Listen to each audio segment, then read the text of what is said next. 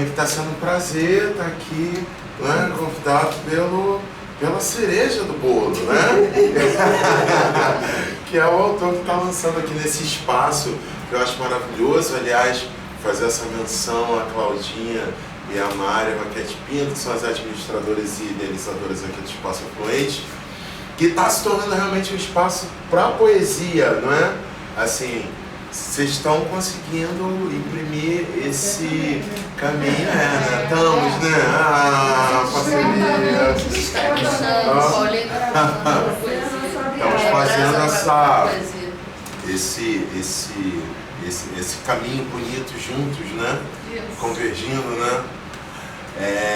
Para a poesia. Então é sempre um prazer estar aqui para mim, para fazer qualquer tipo de projeto ligado à poesia, né? E fui chamado pelo William Soares dos Santos, né? Professor, tradutor, poeta, escritor, contista, para fazer um bate-papo com ele em torno do lançamento do mais recente livro do William, Três Sóis, lançado pelo Patuá, que aliás tem um trabalho lindíssimo também, né? O Eduardo Macedo está aqui, querido amigo. Lacerda, perdão. A gente confundiu com um poeta carioca, que se chama Eduardo Macedo. Porque eu fiz um projeto com ele agora do Oi Futuro do Flamengo, eu estou com o Macedo na cabeça. Mas o Eduardo Lacerda, que é um querido amigo, né, já publicou muitos amigos também, tem um trabalho lindo também com poesia, assim como Tereza, que está aqui, Roque da Mota, com um dos livros do William, né, um dos livros do Lincoln de Contos. E de dois de poesia também. Ele tem dois, mas eles estão aqui? Não chegou a vir. Não chegou, né? Mas o de contos está aí. E tem outros de poesia também? Não, eu digo aqui para tem, os outros tem. Massa.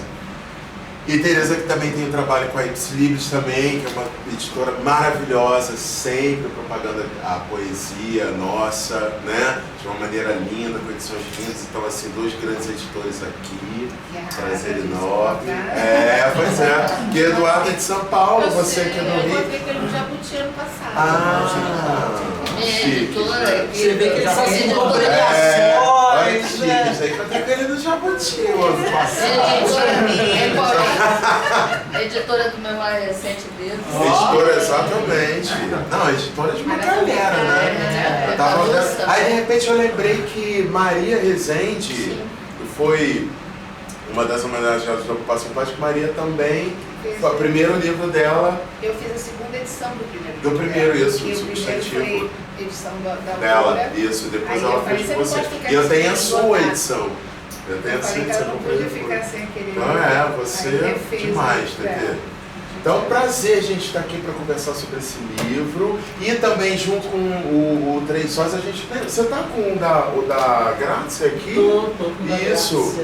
Está lançando também, juntamente com o livro dele, essa tradução que também é dele, desse livro da italiana, exatamente, que foi a grande vencedora do Nobel de Literatura, Cidade do Vento, pela Moinhos, editora. Bom, e a gente veio falar sobre isso. O William me convidou para vir aqui bater um papo sobre o livro. Aí eu fiz o dever de casa bonitinho, li todo o livro, tá todo escrito. Tem anotações lindas. Mas eu tenho, na verdade, eu tenho essa mania, eu não consigo ler livro, por isso que eu não leio muito assim, em ônibus e tal, porque eu preciso anotar coisas, entendeu? Coisas que eu faço, aí tem que ler em casa. Mas tá lindo o livro, né? E aí a primeira pergunta que eu vou fazer a você, e tal, que me surgiu, foi justamente com relação ao título do livro, né? Porque o título do livro, para quem não sabe, Três Sóis, na verdade é um fenômeno que ocorre, mas é um fenômeno que ocorre no extremo da Terra, né? Nos polos, né? E próximo ao solstício de verão, que é quando a luz lá ela permanece, né, durante muito tempo, e aí acontece um fenômeno e tal, que gera justamente essa coisa dos três sóis. E aí, como é uma coisa muito distanciada da nossa cultura e da nossa vivência, né? Você que eu sei que é um cara carioca, do subúrbio, tá acostumado com o calor desta terra, como eu, né? Então eu fiquei pensando como é que te veio a ideia de dar ao livro o título de um fenômeno que é tão distante da nossa realidade, assim. Qual é a sua ligação? Como é que te veio isso? Como é que você descobriu a história dos Três Sóis? Porque eu não sabia, eu na verdade fui ler a respeito. Eu tenho dicionário de física, né? Aí fui lá ler, até antes de chegar ao fim, né? Que você tem umas notas, o William tem umas notas sobre essas questões do livro, ao fim do livro.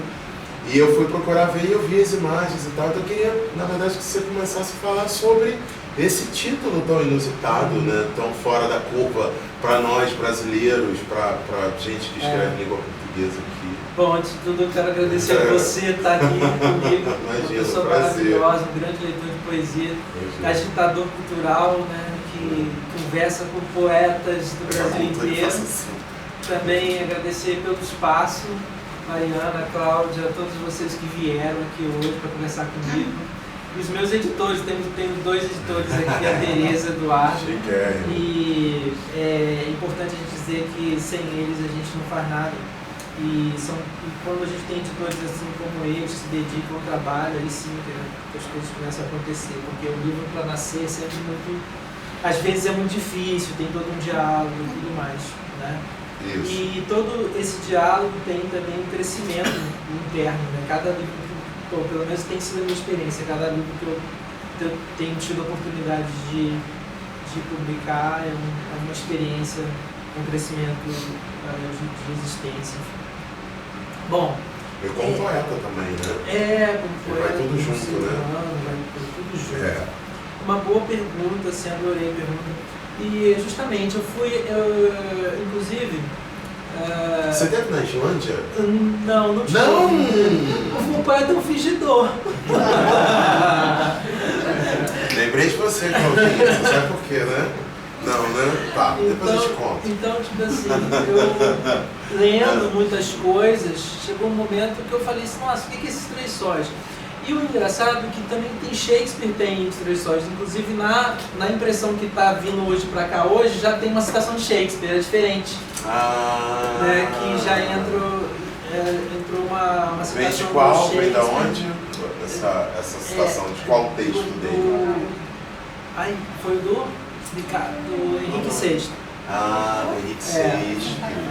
Que eles estão lá num campo, eles veem os Três Sóis e tudo mais. Sim. E eu tinha me esquecido disso. E aí eu comecei a ver que esse fenômeno ele aparecia, muito interessante. E veio na sequência do outro texto, que era, na verdade, os Poemas da Meia-Noite do Meio-Dia. Nos quais, o que acontece naquele livro? Eu faço uma relação entre o universo, né, e elementos da nossa interioridade.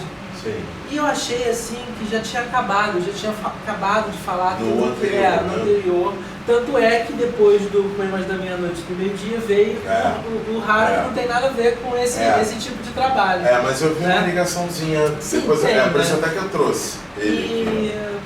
Aí me interessou muito isso, como é um fenômeno que ele trabalha com materialidade e materialidade ao mesmo tempo, que é uma ilusão. Porque você vê alguma coisa e aí eu fico imaginando como é que será que o homem, né, antigo via isso, como é que era. E justamente... Uma viagem que eu tive, né? Fiquei imaginando a galera olhando aí para os Três Sóis, assim, como é que é isso? E ao mesmo tempo, por ser justamente um fenômeno que não faz parte do nosso universo, que me chamou muita atenção, né? Não que não me interesse, veja. A primeira vez então que você leu sobre ele foi no Henrique VI? Isso, foi no Você leu sobre os Três Sóis e foi pesquisar? Depois eu fui pesquisar e falei, caramba, o que é isso? E aí depois eu fui vendo que esse fenômeno aparecia em alguns momentos da literatura que eu cito aqui, inclusive. A gente vai falar sobre. Tem o Sêneca cita isso. Ele já... Eu falei, poxa, o Sêneca, né, 65 antes de Cristo, não, entre Cristo, né, depois de Cristo, ele nasce ali um pouquinho antes, né, de Cristo Sim. e tal, mas enfim, ele já cita esse fenômeno. Então eu fiquei pensando, nossa, porque ele é do mundo latino. Sim. Veja bem, ele também é do mundo latino como a gente. Sim. Então, com aquelas viagens que os romanos faziam, eles vinham e traziam aqueles relatos. Então, como é que ficou na mente dele isso? Como é que é isso? Né? E aí eu comecei a construir um texto no qual esses três sóis, ele passava por uma interioridade nossa. Ele falava de uma descoberta, de uma epifania. E eu comecei a pesquisar um pouco do mundo dessa cidade, Reykjavik, que costuma aparecer, e outras coisas. Então eu comecei a fazer ligações que me levavam a uma epifania poética. E a partir disso eu construí o início do livro, que foi me levando a outros caminhos, não só ficou aí, como você viu, Isso, exato. mas ele vai até o final dele, que ele fala sobre o próprio fazer poético. Mas ele sempre tem essa Retoma. coisa bonita, de ser, ainda que os capítulos, né, que você chama de livros, é aí que eu vejo a semelhança com o raro, né, dos livros. Mas ele sempre você tem ali a imagem sempre do sol perpassando todos os livros do livro, né? E é muito bonito que não só o William ele tem a questão dos textos, que ele sempre tem uma epígrafe, o que ele chama de, o que nós chamamos de capítulo, o William é no meio de livros. E para cada livro, então, do Três Sóis, ele tem uma epígrafe e ele tem uma imagem também relativa àquele capítulo, àquele livro. E aí, justamente o livro 1, que se chama Três Sóis, que dá nome ao livro, ele é uma imagem de Estocolmo, que é essa aqui, né, que acho que é a imagem mais antiga que se tem da cidade pintada, pelo menos conhecida por nós. Entendeu? Essa que é data de 1600 e pouco ela, você vê. Eu fiquei tão impressionado de ler. É 1636. 1636. E aí aqui no caso, o pintor, ele desenha os três. Era colorido, Ele desenha os três sóis aqui. Ele já bota os três sóis. Já é uma coisa assim que também, nossa, então é um fenômeno que... E como é que você achou esse, por exemplo, esse quadro aqui?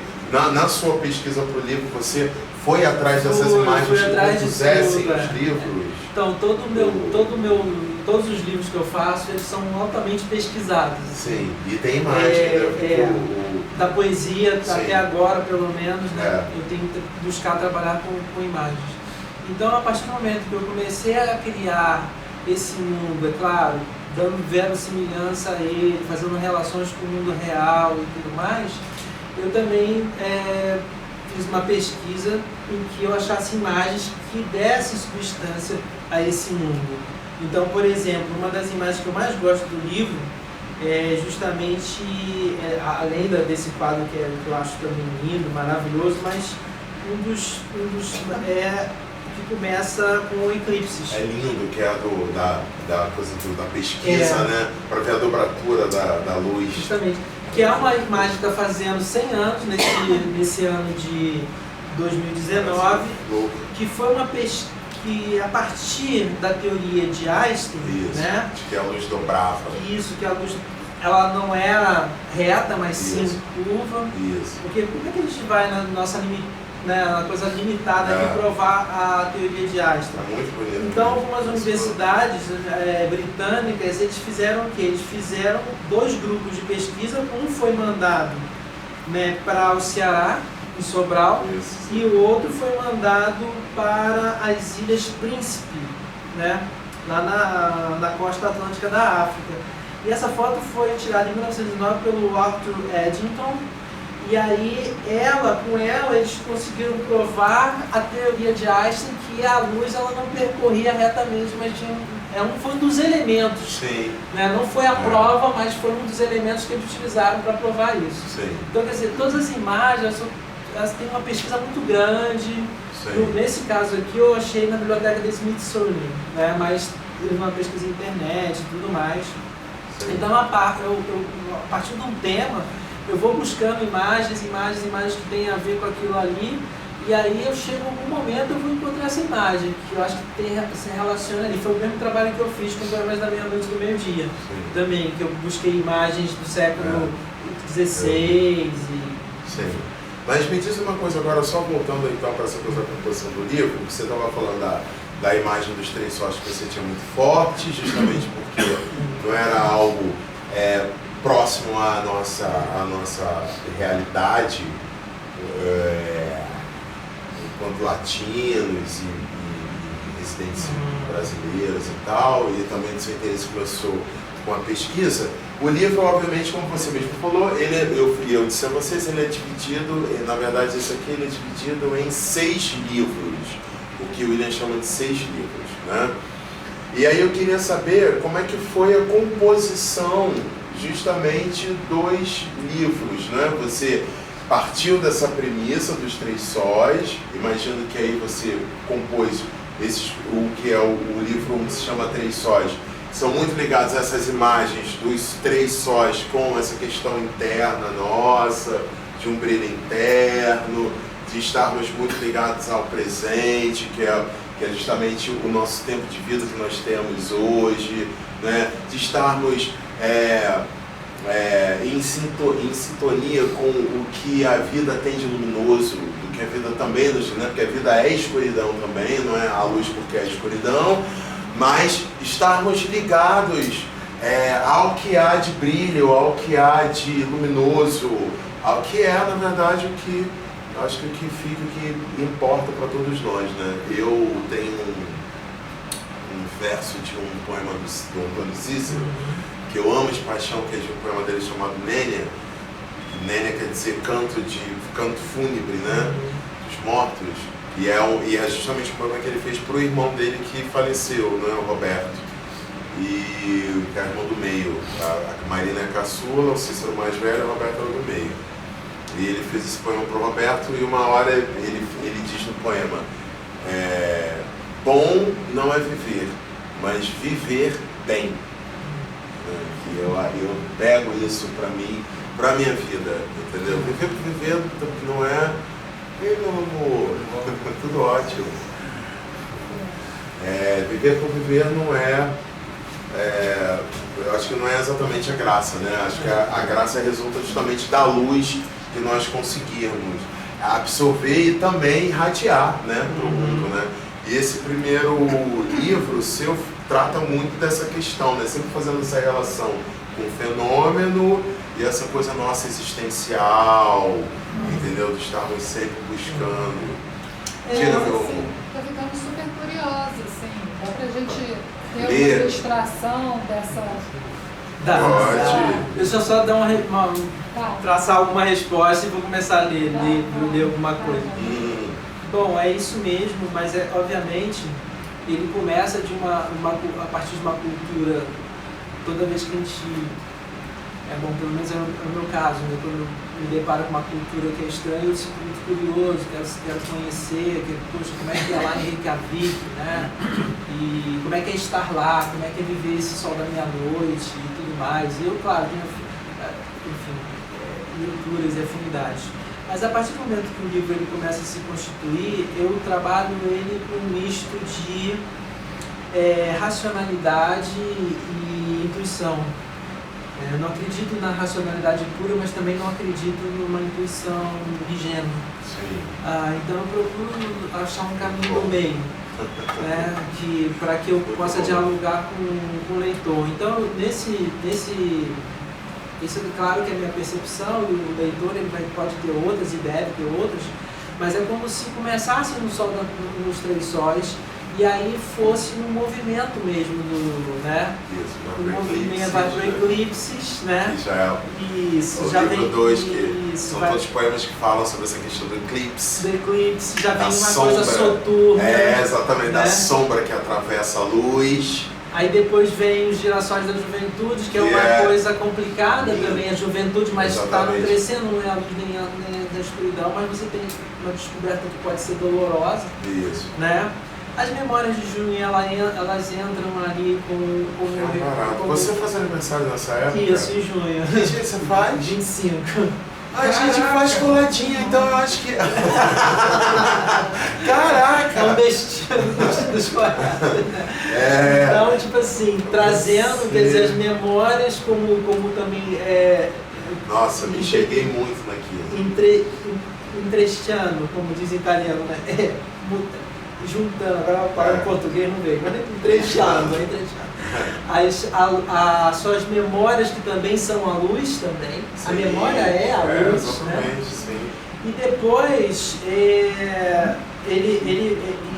inclusive Memória de Junho tem alguns poemas que eu mais gosto dele. Sim, eu amo, e depois, eu amei também. Eu passo por um momento que sempre é muito difícil para mim, né? E chego ao final todos nós. Que é refletir sobre o próprio fazer poético. Então que é como se o sol ele desce. Jogo do poema, o nome do... E aí por isso que eu foi um desafio. Amei também. Adoro poemas que falam sobre fazer poético. A gente que trabalha, né, com isso. Né? Você quer que eu leia algum?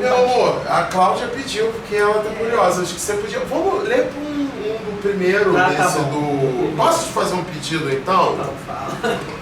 já que, né? Eu não vou ler, não, mas eu vou pedir, então, pra você ler.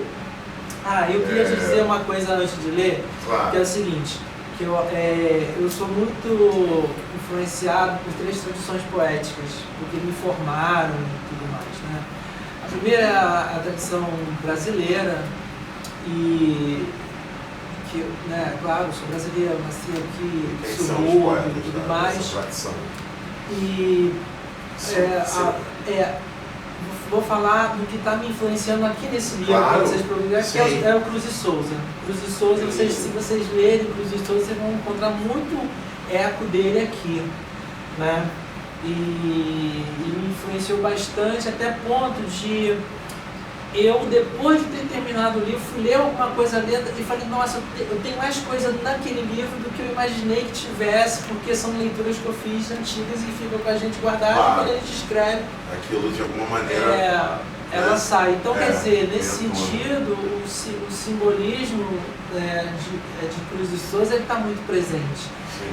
O que é muito interessante também, porque ele, como negro, como uma pessoa que ele também tinha uma certa dificuldade de falar sobre aquela realidade, e ele usava o simbolismo para trazer uma expressão áulica, né, daquilo. Porque você traz isso um pouco no Memórias de Junho, né? Memórias de Junho. Você traz isso, Tem também uma influência muito grande da poesia italiana do século XX, sobretudo de Eugenio Montale, que é um memorialista, que ele mas que é um memorialista que tem uma intermedicidade muito interessante, que eu acabo também, sem querer ou querendo, estou ali com ele, de alguma maneira. Mas você acha que você traz esse hermetismo? Porque eu achei... não, às vezes eu trago. Eu achei esses poemas muito claros no sentido... Também, mas às vezes... Não só na questão da luz, que tem isso, a questão do sol, né?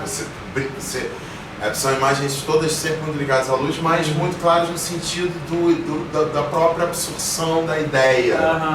Não achei hermético no sentido de, sabe, daquele poema que você se debruça, né? Não. Meses ali, o troço da gente, entroncamentos linguísticos. Sim. Né? Mas ainda tem assim, eu acho que, sem querer ou querendo, acho que ele traz uma certa hermeticidade no sentido que ele vai buscar uma palavra para expressar um pouco mais antiga de vez em quando, que ele vai...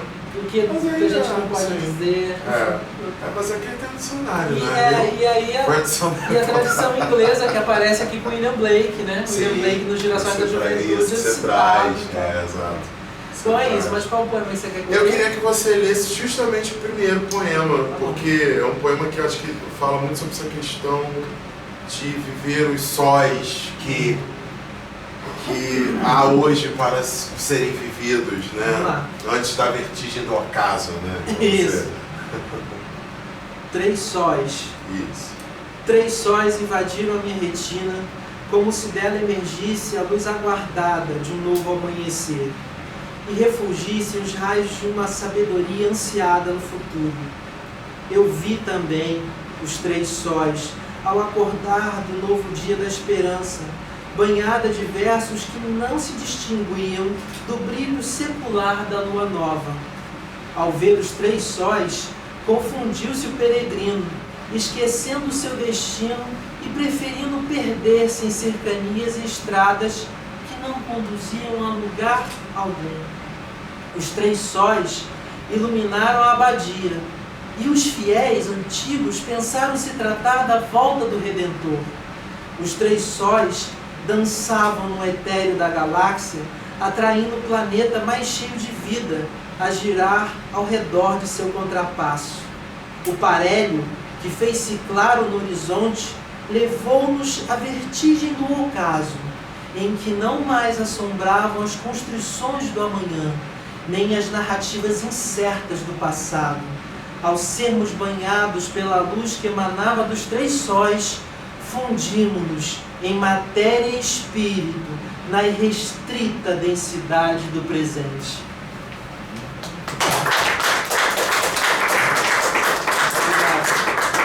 Parélio, só para vocês saberem, parélio é justamente esse fenômeno do surgimento dos 3 sóis.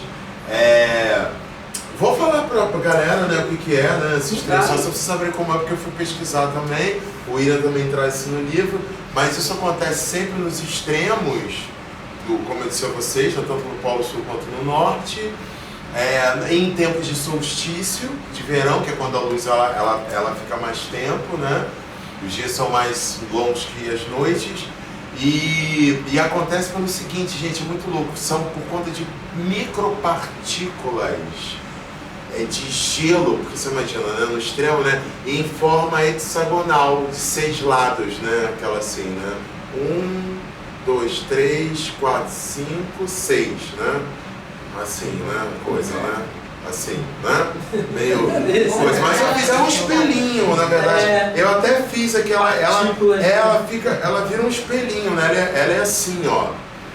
Ela lembra aquelas coisas de química, benzeno, aquelas loucuras. É isso, são os 6 lados e eles, quando eles entram aquilo pega a atmosfera, eles estão na atmosfera alta, eles refletem para ambos os lados, como se fossem grandes espelhos, entendeu? O Sol, para os 2 lados. Aí você espelha para um lado, espelha para o outro. Aí você parece que você tem 3 sóis alinhados, cara. É um efeito de ilusão de ótica. Exatamente, o efeito de ilusão de ótica, né? E que é uma loucura isso. Achei isso interessantíssimo. Aí corri para o YouTube para ver vários vídeos, né, dos 3 sóis e tal, para conhecer. Desde o começo eu estou me lembrando daqueles 2 sóis, Guerra nas Estrelas, o primeiro capítulo de Luke Skywalker. Tem várias referências, né? Sim, eu ficava considerada para ver aquilo. Mas ali eram 2 sóis mesmo. O planeta tinha 2 sóis. Exatamente. Inclusive no poema ele fala dessa coisa da ilusão, né? Mas assim, eu também, quer dizer, acaba que o Sol, ele tem, depois ele passa também por uma... tem um poema, depois que é o Trabalho Solar, posso ler? Pode. Que eu também acho ele bastante interessante, porque ele já faz uma referência a uma tradição egípcia, inclusive, né? Porque as imagens que eu evoco são do disco solar de Akhenaton, Amenhotep IV, que foi marido de Nefertiti e tudo mais. Mas eu não diretamente eu cito aqui, mas é como se fosse a oração dele, né? Posso ler? Vou ler. Trabalho solar. Trabalho ainda os dias a buscar o tríplice solar, acalentado pelas horas, aguardado pelas vagas das noites. Ó adorado sol, Senhor da vida em suas múltiplas circunstâncias e segredos. Ó acentuado sol, cujos raios, tais como mãos a trabalhar no tear do tempo, configuram a forma inconsubstanciável da existência. Toda razão, todo som, toda natureza saúdam a tua imorredora presença nos arquétipos em que os equilíbrios se configuram.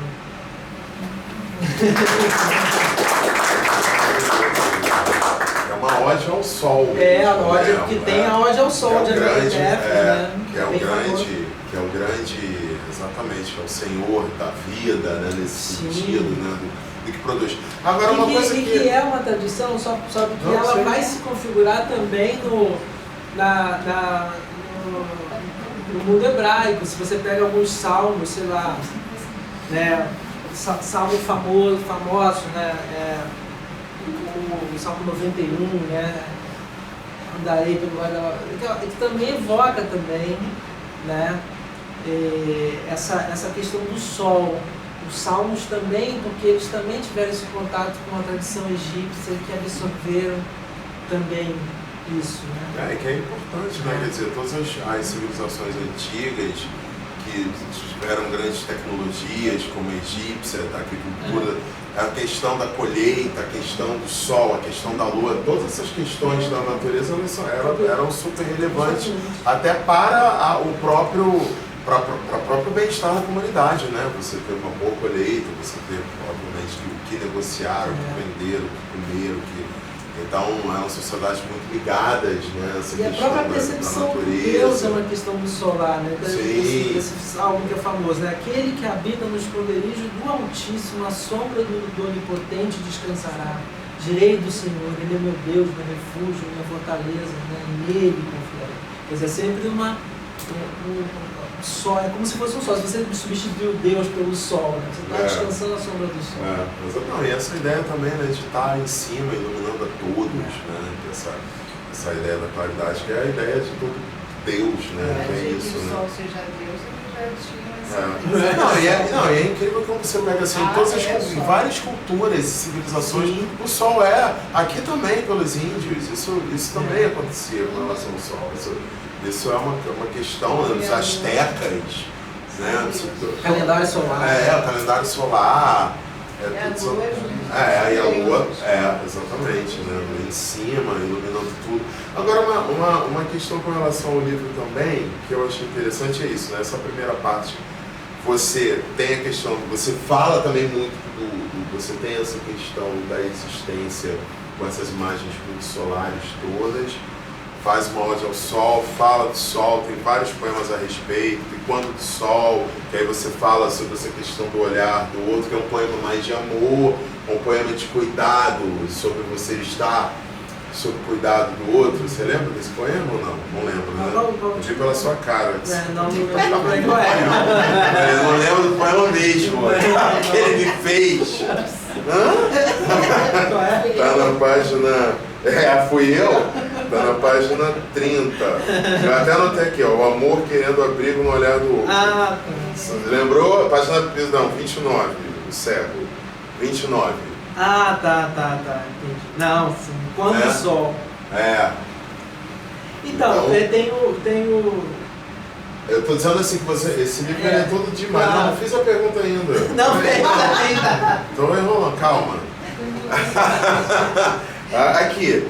Então você na orelha, você chama o poeta que eu acho dos mais solares. Ele teve aqui na última edição das do poeta, né, que é o Adriano Spínola, né, que é um poeta extremamente solar nesse sentido. Tem o Beira-Sol, tem os Escritos do Sol, que é a antologia dele, que parte dela é toda do Beira-Sol, do livro dele.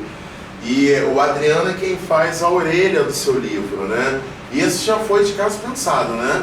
Foi de caso pensado. Já foi de caso pensado essa questão do sol, né? É claro que ele podia chamar o sol da poesia brasileira. Agora eu vou sacanear ele, vou chamar ele assim. O sol da poesia brasileira. Adriano Spínola. Adriano é um amor, ser incrível. Né? Não, eu fiz de caso pensado, porque eu inclusive quando eu li os Escritos ao Sol, sim, dele, eu fiquei, caramba, mas tem muita coisa aqui que parece coisas que eu já escrevi. E eu fiquei assim, por que será isso, né? A gente fica, o mundo, as pessoas estão pensando as mesmas coisas, estão pensando... E é claro que a trajetória do Adriano é muito mais rica do que a minha, imagina, ele tem um percurso lindíssimo e já, né, muito mais antigo. E aí eu falei, poxa, eu preciso conhecer esse poeta mais. Aí li todo o livro dele, procurei outras coisas, não encontrei. Mas aí depois eu conheci, conversei com ele e tudo mais. E aí quando eu terminei esse livro, eu falei, poxa, tem que buscar uma pessoa que tenha, né, alguma afinidade com isso. E aí eu escrevi pra ele, enchi o saco dele, e ele tem aquele jeito, William, porra, William, porra! Filho, aquele negócio. Aí eu falei, porra, Adriano, eu falei, pô, Adriano, não sei o quê. Porra, Adriano, porra! Aí mas eu sei, velho, todo mundo me pede olho, mas porque você é bom, né, Adriano? Aí todo mundo pede orelha, você quer ter uma orelha boa, né? Uma orelha bonitinha. Mas aí eu mandei pra ele, falei, então faz o seguinte, você lê o livro, se você gostar, você faz orelha, se você não gostar, você não faz orelha. Mas aí depois ele escreveu. Aí pra quando? Só que eu dei fiz um pouquinho de pressão. Falei, o Eduardo Lacerda quer na semana que vem. Porque é culpa do Eduardo. Aí ele foi, escreveu rapidinho e mandou pra mim.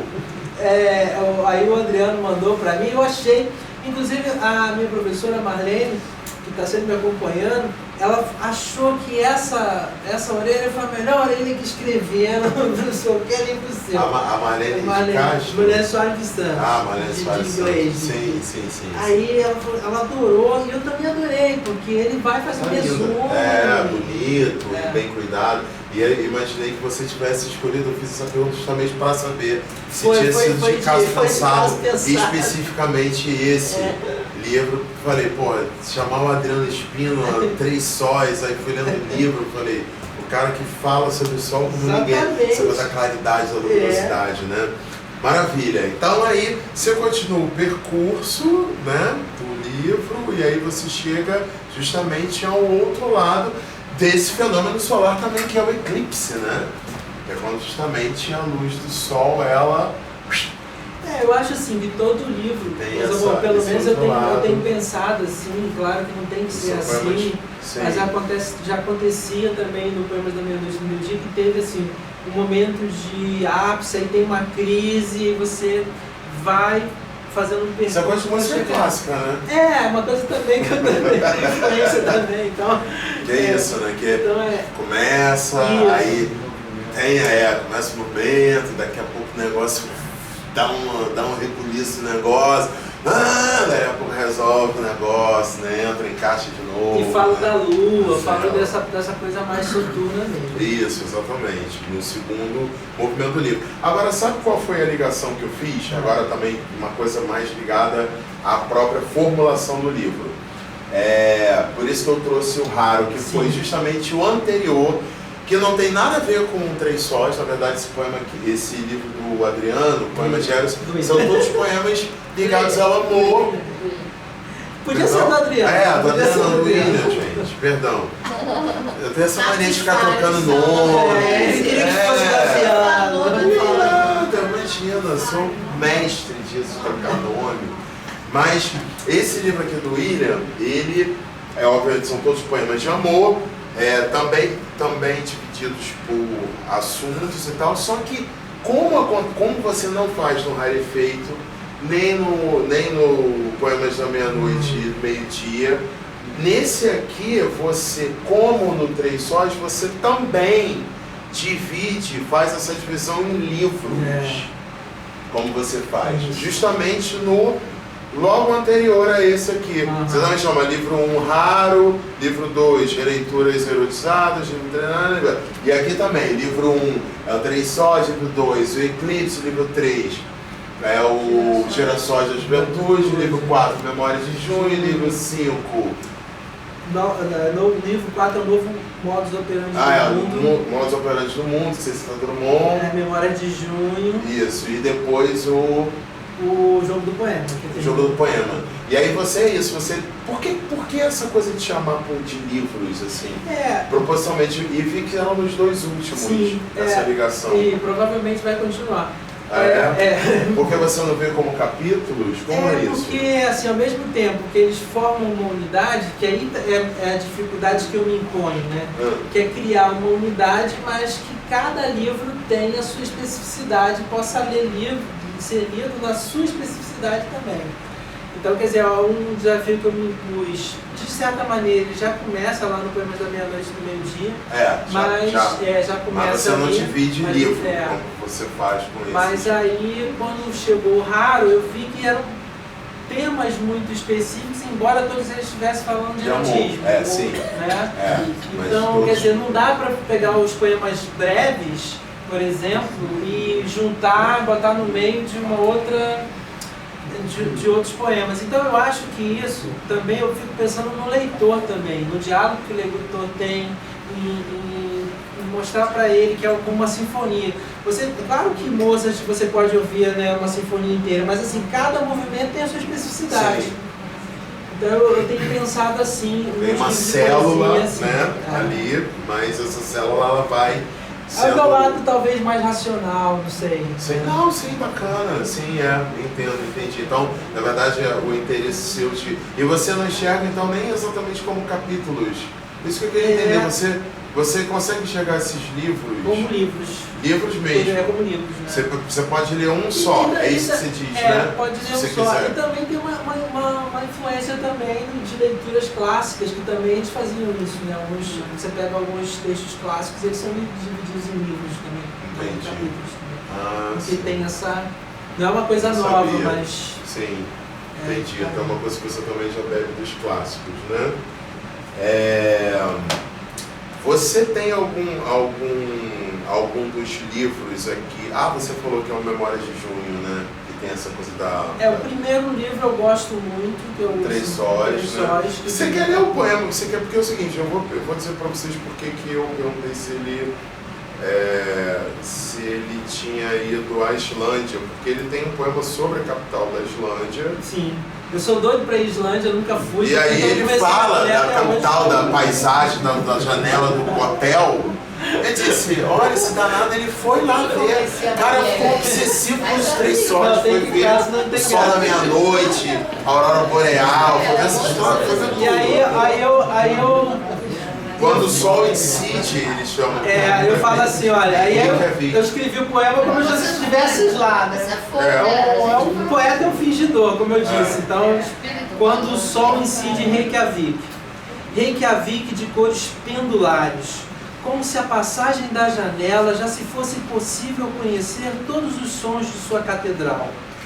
Ficamos a esperar o sol da meia-noite, como se ele nunca tivesse passado por aqui, em estradas abertas pelas quais despertam os corações dos que ascendem ao encanto da existência em desafio, onde este mesmo sol, cíclico por natureza, não tivesse voz ou dor, mas que despontasse com o fragor da vida em descompasso entre horas sem temor, em desalinho com a imensidão e seus limiares, fazendo fender o espírito devido ao encanto do momento em que já não se escutavam os antigos sons da tríade manhã.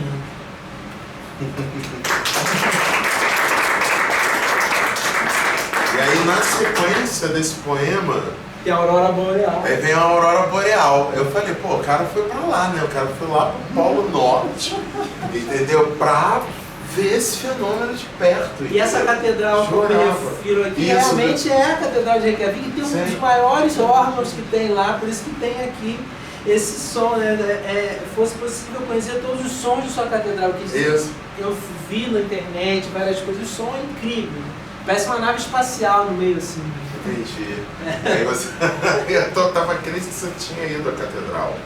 Na verdade, esse aqui é o mágico da coisa, porque eu achei que você tivesse. Eu até pensei, na verdade, que o seu interesse de escrever a respeito viesse de alguma viagem, entendeu? Tava esperando que disse, não, é uma viagem, mas não foi a viagem. Ele quer que a gente faça. Exatamente. Não, Fernando Pessoa tem uma coisa que eu acho maravilhosa, que é o Ano de Paixão.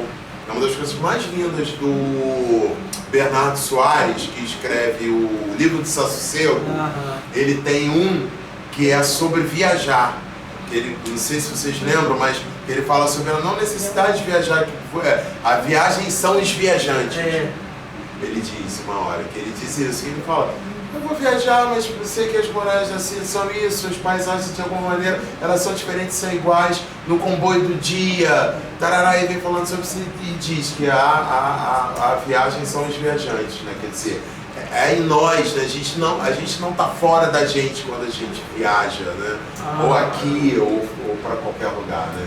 Isso foi interessante, mas é porque é um tema que eu achei tão curioso você falar sobre uma coisa que é tão distante da nossa realidade, e aí falou sobre a capital da Islândia, e aí fala sobre a aurora boreal, e aí vem com todo esse trabalho ligado ao sol, e também muito com essa coisa do hemisfério norte, sempre no norte. Eu falei, cara, o cara foi pra lá, né? Pra ver o urso polar, pra ver os três sóis. Isso tem nome. Bjork. Isso tem viagem na cultura. Exatamente. Drummond tem uma entrevista que ele diz, né? Ele diz, você perguntou a ele já bem velhinho, você se sente solitário? Ele diz, olha, enquanto eu estiver me acompanhando dos meus livros, eu nunca serei um solitário na vida. Né? Bom, você já falou então do sim, e os Gerações da Juventude, você não quer ler justamente a tradução, essa tradução do William Blake é sua? É minha. Ah, que linda que ficou, hein? Mas eu não me acho assim, eu fiz uma tradução um pouco literal. Você fez uma tradução literal. Sim, não. Você quer que eu leia a tradução? Eu queria que você lesse, porque você quer falar também da imagem, na verdade? É lindo, né? Que é lindo porque, assim, também. É uma lenda, quando eu falo, que é a história da mulher que virou geração. Porque é o seguinte, para cada figura, como eu disse a vocês, para cada livro do livro, são 6 livros, né? Para cada livro você tem uma epígrafe e uma imagem correspondente ao livro. E o William, ao final, ele tem as notas sobre as figuras. Todas, entendeu? De onde ele tirou, como é que foi e tal, parará. Então é muito interessante.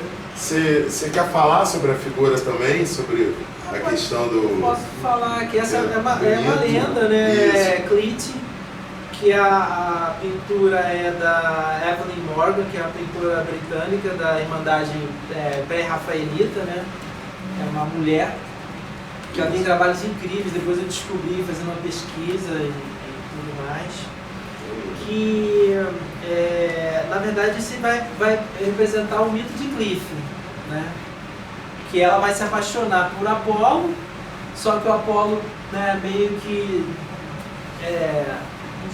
desnova, troca por Leucoteia, e aí ela fica acompanhando o Sol, acompanhando Hélios, porque é o próprio deus Apolo na sua carruagem.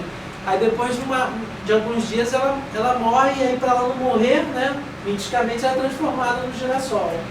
Tem essa coisa porque ela fica acompanhando o Sol, né? Então os nossos gregos eles já eram bem mais sábios, né? E inventavam mito para tudo. Danados, né? Como é que tá por que essa flor tá acompanhando o Sol? Né? A louca do Sol, isso aí deve ter tido um caso, coitado do Sol. O Apolo, se apaixonou pelo Apolo. E tem um livro, tomou na cabeça. Desculpem. Tem um poema lindo do William Blake. Desculpa que você a minha, faz Não. Desculpe a minha pronúncia. A sunflower, aware of time, who counts the steps of the sun, seeking after the sweet golden climb, where the traveler's journey is done, where the youth pined away with desire, and the pale virgins shrouded in snow, arise from their graves and aspire, where my sunflower wished to go.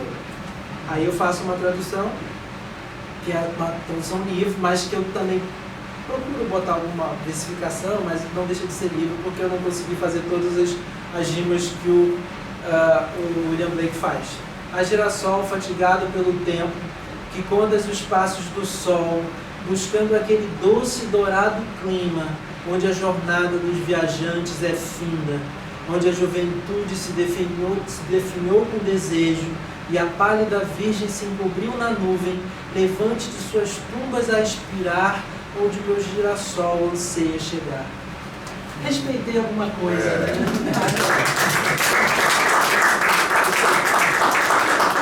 O Paulo Henrique Brito ia ficar... Nada, imagina, o Paulinho ele também não é... E é bacana porque aqui você vem falando sobre essa questão da juventude, gerações, né? Da gente, início da vida, das descobertas todas, né? Já até dos desencantos, já, né? Que a gente começa obviamente, a vivenciar os primeiros amores, os arroubos juvenis, né? E toda essa experiência, mas sempre eu achei bonito que assim, ainda que você também, assim como no eclipse você fale de dor, como tem essa coisa de gerações da juventude, você também aponta para essa questão da luz, né? Da juventude, que é isso, quer dizer, que vive-se os pesares, as dores, mas que também está ali cheia de vida no início de tudo, entendeu? Em busca da luminosidade, em busca da luz e tal. É super bonito também. Aí a gente vem para o novo modus operandi do mundo. Que é um barato, exatamente, que é um barato que na verdade você cita o Drummond. E olha só que louco, eu fiz uma homenagem, participei de uma homenagem. Não é isso que você citou o Drummond, não, perdão. Não, eu cito a Alessandra Pizarnik. Isso, perdão. O Drummond foi da Memória de Junho. Isso, deixar para depois. E aí nesse aqui você fala justamente sobre essa questão, aí você já traz, já puxa a coisa já para uma existência nossa, exatamente, contemporânea, urbana, né, a realidade justamente de quem vive na cidade e tal, né, com mas todas ao mesmo tempo as redes sociais, né? Você falando sobre essa questão, né, muito contemporânea, né, da pessoa que comemora aniversário com as curtidas na rede social, né, dessa coisa da vida virtual, né, tomando uma projeção, né, às vezes na vida de umas pessoas até muito maior do que a vida cotidiana ali, né, do encontro com o outro, né? É bem Drummondiano dessa fase Drummond, sabe? Falando sobre o mundo, falando sobre o sentimento do mundo, exatamente. Eu senti que tinha essa pegada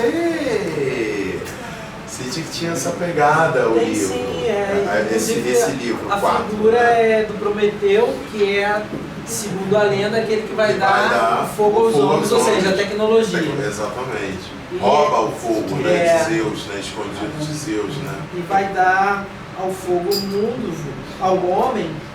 E na verdade fala um pouco disso, de como a gente está um pouco assim, como é que não chega a ser uma crítica, mas é uma reflexão. Sobre essa coisa das novas tecnologias, né? E como elas se operam no mundo de hoje, né? Deixa eu ler o primeiro poema que eu acho que chama-se O Novo Modus Operandi do Mundo, que eu acho que dá uma ideia assim do que é esse livro, vamos dizer assim. Isso, depois você vai ler o aniversário, que eu adorei. O novo modus operandi do mundo é o algoritmo. Não mais aquele sentimento de ser uma espécie que a biologia constituiu em tempos primais. Nem a consciência que se instaurou com o orgulho da modernidade. Mas as estatísticas que de agora em diante parecem conduzir a nossa história sem lance de dados.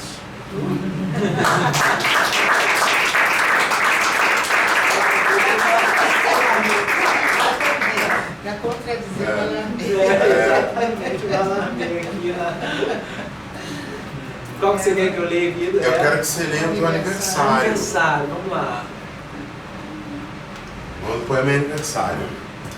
Teve um aniversário lindo, com muitos likes na rede social. Em vão, o sorriso tentou despontar de sua boca ao fim do dia. Mas, depois de muitos vídeos de cãezinhos sorridentes, adormeceu alegre com os balões que surgiam da tela de seu inerte computador ao desejarem muitos parabéns.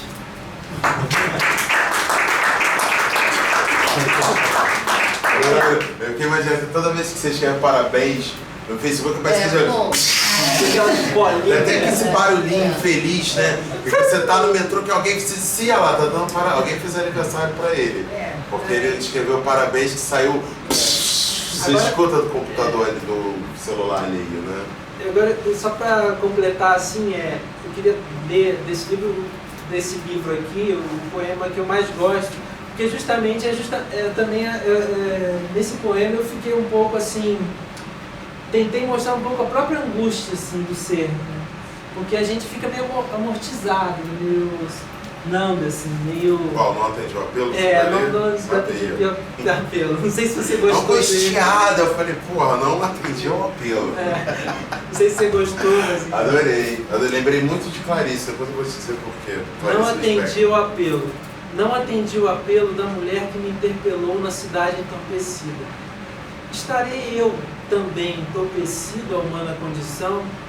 Tornei-me eu também insensível à dor de meus irmãos, que não conseguem se reerguer diante da vida atroz que atravessa a alma e o corpo de todos nós? Fiquei eu também frio ao sofrimento que nem ao menos pude parar a fim de escutar e buscar entender a súplica alheia? Não serei mais capaz de estender a minha mão com o afeto do meu coração? O que fizemos que tanto nos perdemos do caminho? A mulher que em vão pediu por ajuda poderia ser a minha mãe, poderia ser a minha irmã, poderia ser a minha mulher, poderia ser a minha filha, poderia ser a minha melhor amiga, poderia ser eu mesmo, em uma curva mal divisada da existência. Poderia ser a minha alma clamando por ajuda em meio à multidão anestesiada. Sou eu que clamo em desertos, mas nem mesmo me reconheço dentro do meu coração pesado, que foi incapaz de responder aquela voz que pedia por socorro enternecido.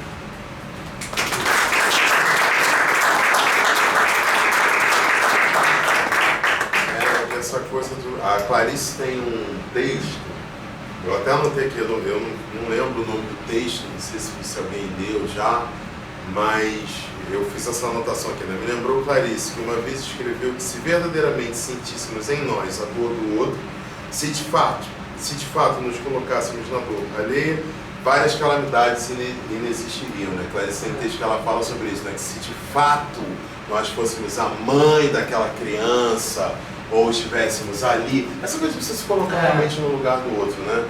Ela dizia, realmente, gente, então, que ela dizia, que ela acreditava que para viver em sociedade, a gente precisava de uma dose, muitas vezes cavalar, de um egoísmo e de um egocentrismo muito grande, porque na verdade, essas coisas de Clarice, né? Clarice, ela parte de acontecimentos cotidianos, né? E a mulher brota em existencialismo, né? E aí foi isso, ela disse que estava, acho que num bar em Copacabana e passou alguém pedindo alguma coisa e que todo mundo da mesa fez aquele não, assim, desatencioso, e ela meio que no momento ela um pouco saiu dela e se viu naquela cena ali, naquele bar ali com as pessoas, sabe? E ela disse, gente, como assim? Não, e ela ficou imaginando que se nós realmente, né, como cristãos que somos, que dissemos, né, que dizemos que somos, né, realmente pensássemos no outro como pensamos em nós. Né? A compaixão. Exatamente. A falta. E aí Clarice fala sobre isso, sobre como ela enxergou que essa. E aí eu lembrei muito dela nisso, né? Porque foi um pouco desse seu olhar descolado, né?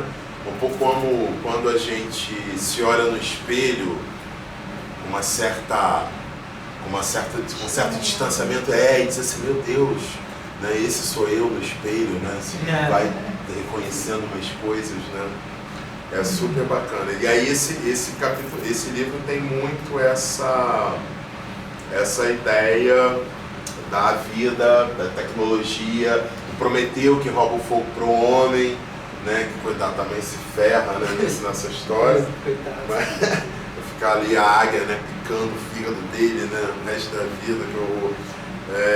E aí a gente cai também no que é o meu mais amado, que é o Memórias de Junho, que ele faz aniversário um dia depois de mim. Eu acho que a gente até já conversou sobre isso, eu esqueci, e lembrei quando você falou que fazia dia 25, acho que a gente no metrô, uma vez eu, você e Tanucci, no metrô, a gente conversando, acho que a gente falou de aniversário, você comentou que a gente fazia coladinho. E fiquei com essa coisa muito forte. Você usa o Drummond, né,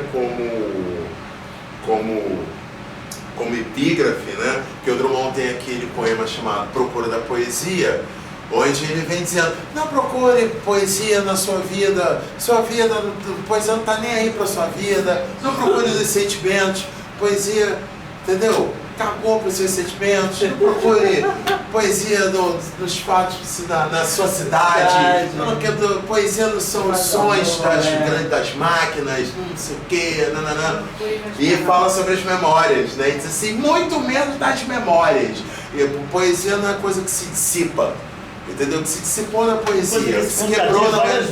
Não, claro, que ele escreve mãos dadas. Vamos de mãos dadas. A minha matéria de poesia é a vida, é o homem. Não, é isso. É absurdamente no mundo das memórias. Você vai encontrar a poesia e tal. Claro, ele é todo contradição, todo poeta, né? E eu acho que também que o Drummond fala desse poema um pouco também como uma crítica. Você imagina que ele já vem com a coisa do verso livre, já na época, que é quando a gente achava que se a gente colocasse ali o nosso sentimento no papel, rimando, aquilo já seria poesia. Entendeu? E o que eu acho que o Drummond fala o Drummond fala é o seguinte: é um pouco além disso. É claro que a gente se utiliza disso, mas não fica só nisso. Entendeu? Você recria isso também, né? Com ritmo, com musicalidade, com imagens, que aí sai um pouco só daquela coisa de você estar falando do seu amor pela pessoa. Então, acho que é um pouco o poema do Drummond, um pouco criticando essa coisa de você... exatamente, entendeu? De que você está falando, fala meu amor da vida. Eu não quero falar nada poético, eu quero saber, porque a gente tem uma questão que está refrigerado, ele é desligado, aí fica só ventilação, ele é central do prédio. Então, vocês querem que eu traga o ventilador? Que é emoção, mais, faz um barulho. Não, tá bom, assim, bom, eu tô achando bem. Mas isso é poesia do metro, assim. É poesia. Então tá. Não precisa.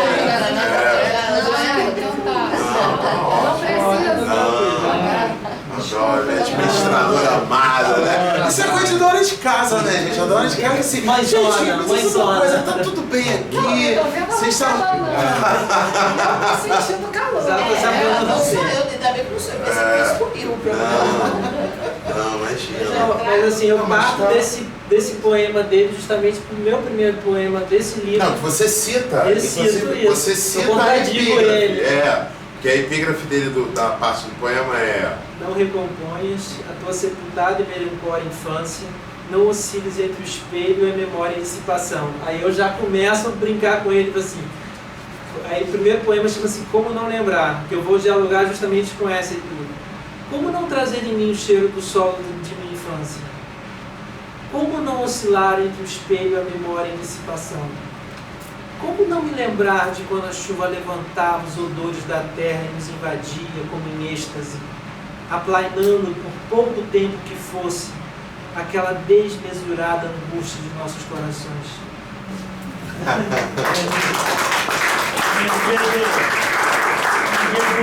O Salomão dizia: a memória é uma ilha de edição. Isso, exatamente. E é exatamente isso. Posso ler um desse aqui? Ou você quer escolher? Você quer pedir? Não, pode ler.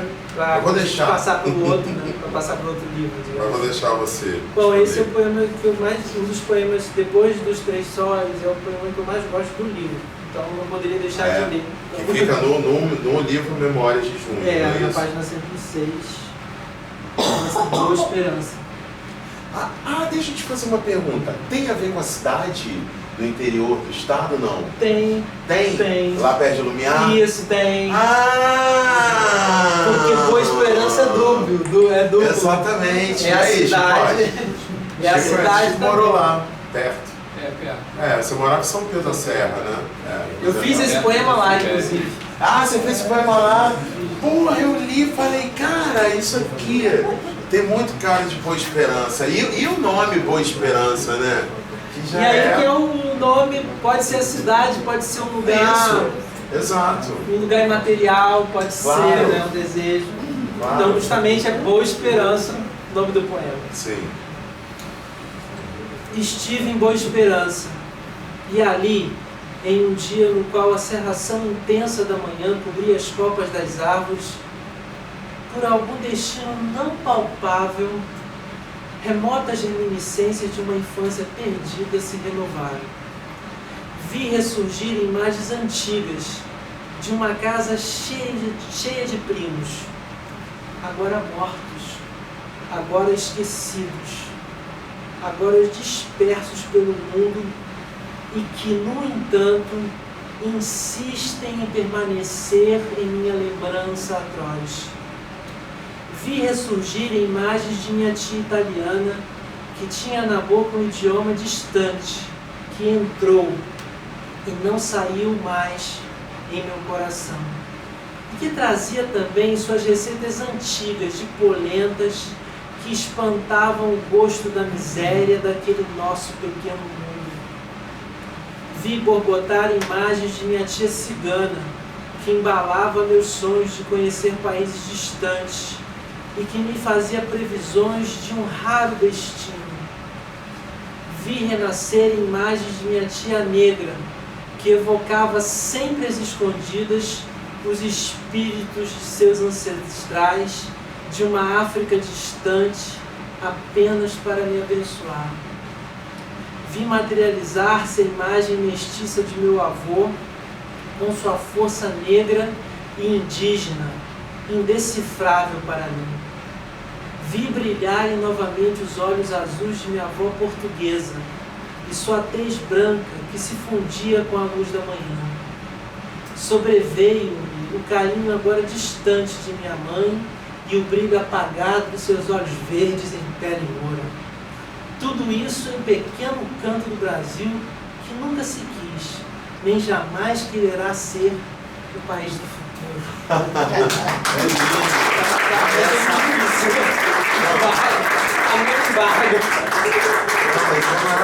E essa imagem do país do futuro, justamente num país que é o país do passado, que é o poema no qual você só rememora. Né? Quer dizer, tem essa citação. É o presente, exatamente, tem a citação, essa citação da expressão, né, do Stefan, né, que você pegou do país do futuro. O Stefan vai, que inclusive Isso. tem um poema para ele no final. Para ele, exatamente. E aí você pega e faz essa coisa da releitura do país do futuro também, porque esse país que você cria no Boa Esperança é o país do passado, né? Você só fala da sua tia, dos seus primos que faleceram, que não sei o que, para da avó. E é interessante porque, como ele é de junho também, e é uma coisa que eu adoro, que é a maneira como ele traz a questão da luz aqui, que é essa coisa da luz daqui, né, de junho, né, que é essa luz de inverno, que é seca, então é muito luminosa, né, tem essa coisa da poluição do verão, muita umidade no ar, então em geral é uma luz muito limpa, né, a luz do outono e a luz do inverno aqui no Rio, né, eu acho as luzes mais lindas assim, são as luzes que mais me encantam aqui no Rio de Janeiro, são as luzes de abril, maio, junho, eu acho assim, uma coisa, aquele céu exatamente outono, a virada para o inverno, aquele céu azul sem nada de poeira, né? Muito sequinho, muito azul demais. Vocês nasceram e aí, nessa época. Exatamente. Eu também. Você também, exatamente, nesse dia. E aí é a maneira como o William traz essa questão da luz do outono, dessa luz muito clara, dessa luz muito amena. E que também tem a ver também com essa coisa da infância, né? Porque geralmente a infância é a época das vidas em que as coisas também se dão ou muito traumáticas, né? Ou quando não são muito traumáticas, são realmente memórias muito amenas, muito gostosas. Ou ambas as coisas. Ambas as coisas misturadas. Muitas brincadeiras, muitas coisas, muitos traumas, muitos medos, né? A época em que você acredita em bicho. Eu me lembro que tinha um programa que tinha na TV com um bicho, que eu me lembro que quando eu vi aquilo, eu ia meio que me arrastando no meu quarto por causa da minha mãe. De medo. Não era a Cuca do Sítio de Pica-Pau, Não tinha medo da Cuca, mas tinha medo desse programa que eu acho que o trauma foi tanto que eu não lembro nem do nome do programa, gente. Bom, a Roca.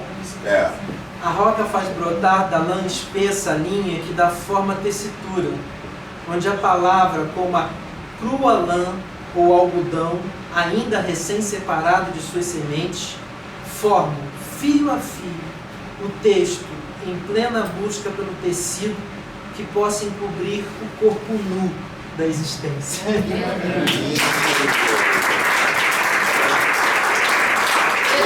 imagem que você criou da existência como um corpo nu e que nós é que vestimos de fato, né? Porque a existência está ali nua, né? Quem fica botando roupinha, dizendo que isso é isso, que serve para aquilo, é a gente, né? Ela não diz nada, né? Ela está ali, conversa muito. Eu gostei muito desse poema porque, de alguma maneira, ele conversa um pouco com o poema que dá título ao meu livro, né? Que é um Para Dentro, né? Que é um pouco essa coisa do mundo que está ali parado na dele e a gente que tem que se debruçar para aprendê-lo, né? Porque ele não está dizendo nada, né? Tá ali quietinho. Essa imagem foi interessante, né? Do corpo nu da existência. Lindo! Não, e toda a imagem que você fez com as moiras, né? Que são da mitologia, que são as 3 irmãs responsáveis pela fabricação, né? Fabricação, tecitura, fiação e o corte, né? A linha da vida, né? As moiras primordiais. As moiras primordiais, né? São as que regem, né? Não, mas tem também a referência a tecer o texto. E claro, também, exato, ao fio poético, com o fio da vida. A semente. Exato. Esse livro também eu gosto muito desse aqui que eu vou ler para vocês. Leia. É o mesmo tema, bem curtinho. Morrer e nascer são parte do mesmo tema. Ninguém sabe por que nasce, ninguém espera a fundo a morte plena. Mas eis que no nascer e correr de entre vidas, consome-se em tortuosas labaredas as faces mais luminosas do poema.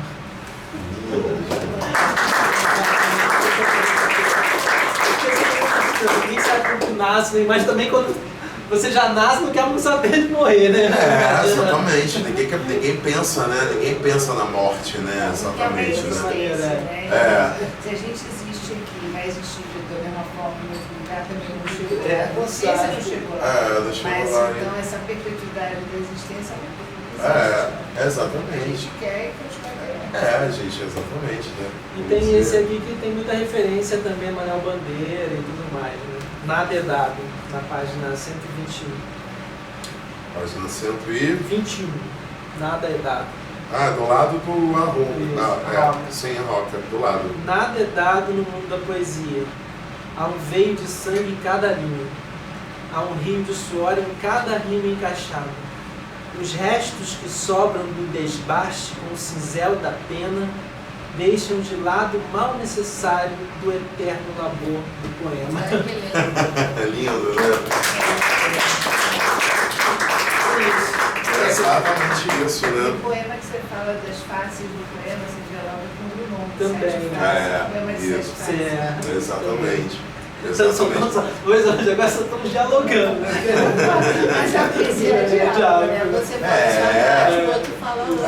Exatamente. Há poemas que você rebate, que você concorda, que você amplia a discussão, você discorda do poeta, né? Isso na poesia complementa, diz que não é exatamente assim.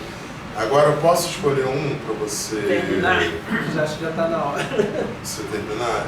Nós são 8h30, né? Eu? Vou ler algum? Quer que eu leia algum? Então lê.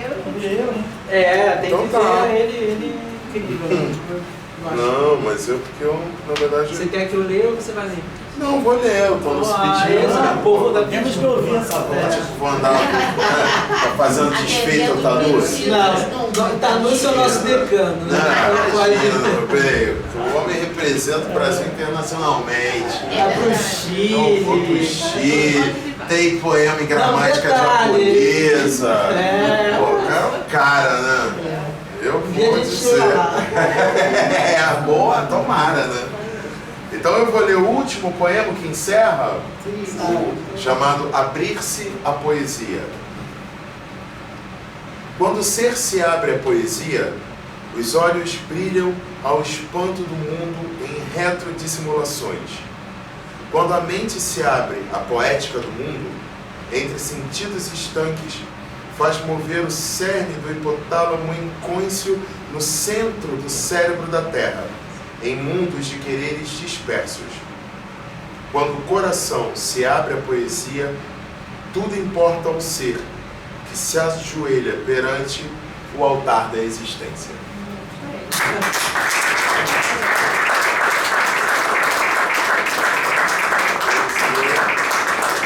A poesia é isso, né? Ela nos abre, né? E funda mundos, né? Como diz o Caetano, né? É jogar mundos no mundo, né? É isso que a gente faz com o labor poético, né? Só pra, gente dizer que não falou do Grácia Veneno. Menino! Mas não vai dar tempo de falar, mas é só rapidinho.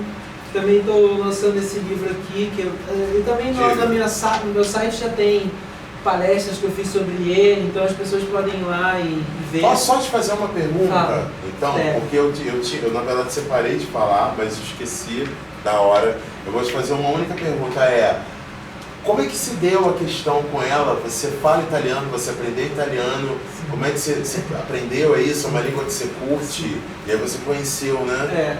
Não, eu sou formado em italiano e sou formado em inglês. Ah, sim! Tenho 2 licenciaturas. Entendi. E aí você conheceu ela na faculdade, é isso? E aí conheci ela na faculdade, já há muitos anos, quando eu era estudante. Fiquei curioso para saber. E me admirou muito, primeiro porque ela era uma mulher escrevendo entre o século XIX e o século XX. Vou procurar, sim. Depois, aqui tem também um pós-fácil que fala sobre ela e tudo mais. Sim. Mas depois eu li Cosima, que é um dos livros mais famosos dela, que é um livro incompleto, que ela morreu. Depois eu descobri que ela foi ganhadora do Prêmio Nobel em 1926. Até hoje é a única escritora italiana a ganhar. Teve escritores, mas como escritora foi a única mulher, né? Italiana. Uma das poucas mulheres também escritoras a ganhar o Prêmio Nobel em 1926. Me interessou muito, primeiro porque quando eu li o Cosima, eu conheci um pouco da vida dela e das dificuldades para ela ser escritora, né?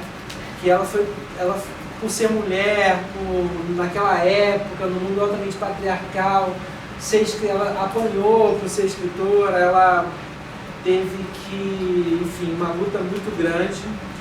E depois eu li, o primeiro livro que eu li dela, quando eu era praticamente garoto, porque eu estava na graduação ainda, foi A Cidade do Vento, e me chamou muita atenção esse livro. E eu comecei a traduzir já naquela época. Eu fiz quanto tempo isso, você lembra? 20 e poucos anos. Caramba, que barato. Então eu me formei em 1997. Sim. Então, já tem 22 anos, né? 22, caramba, que barato. Então aí depois, é claro que essas vidas em volta, eu consegui estudar na Itália e tal. Só que lá na Itália, ela hoje assim, ela está um pouco apagada, ela não está muito reconhecida, porque ela é vista como uma coisa mais regional, porque ela é da Sardenha.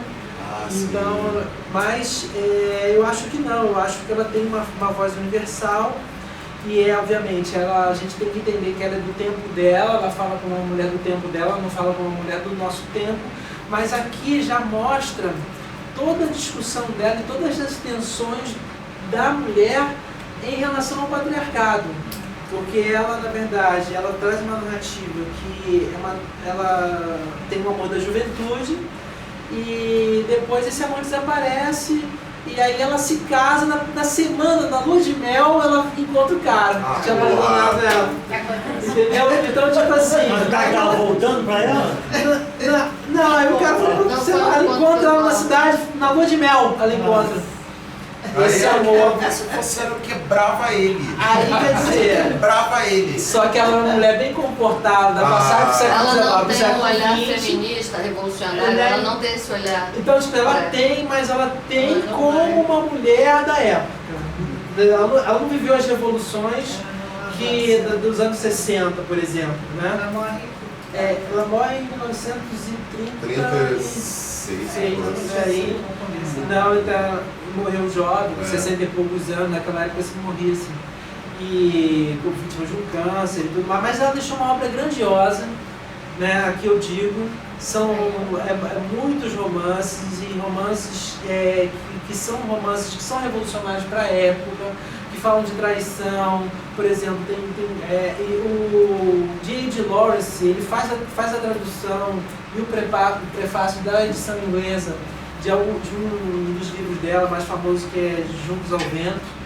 E ele fala dessa tensão, porque o Eros está sempre ali, tem sempre um Eros contido. E a natureza, aqui é a cidade do vento, mas Nuoro e toda a Sardenha tem muito vento. Está muito presente. E o vento é um personagem, a natureza é um personagem, né, ali forte. Então ela pega essa natureza e tem momentos chega a ser eróticos com a natureza, mas mostra muito também a relação dessa mulher que, por exemplo, ela deixava a casa patriarcal, mas só podia deixar a casa do pai para um casamento, que era uma outra sobrevivência patriarcal, e mostra ela nesse jogo de tensões. Sim, né? Bacana. E você pensa em trazer mais alguma coisa dela? Já fui convidado a traduzir um outro livro dela, mas é melhor não falar, senão o livro vai embora, como diz o Antônio Jorge. Né? Então ele fala que a gente, né, não deve falar sobre as coisas que não, senão o livro vai embora. Tá bom. Esse também é da Patois? Não, esse é da Moinhos. É da Moinhos, um outro editor também jovem, muito talentoso. Né? O Natan Magalhães. E, enfim, tem outro livro saindo, mas é um bom começo para conhecer, para entrar no mundo dela. E tem um pós-fácil meu, no qual eu falo sobre a vida dela, eu falo sobre a importância dela, por que ela é relevante no mundo de hoje e tudo mais. É isso. Maravilha. Gente,